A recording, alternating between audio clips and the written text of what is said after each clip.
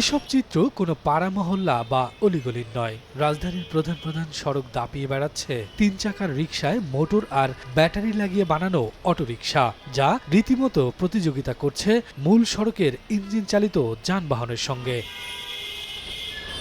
যদিও এ বাহনটি এখনও কাগজে কলমে অবৈধ।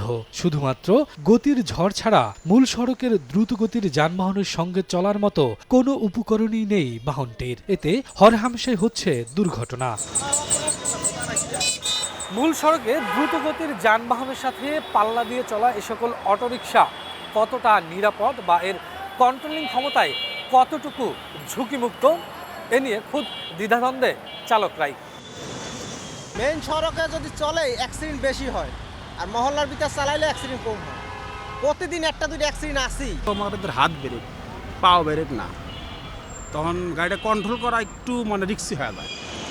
এসব অটোরিকশা অলিগলি ছাপিয়ে মূল সড়ক দখল করায় যানজটের নগরী আরও ধীরগতির হয়ে উঠছে বলে অভিযোগ বাস চালকদের। যেমনি মন চায় এমনি গাড়ির ওভারটেক করে যায়, অনেক সময় গাড়ির লগে লাগাই দেয়। একদিন অটো বন্ধ থাকে, তাহলে দেখবেন যে ওই দিন আর রাস্তায় কোনো যানজটই নেই।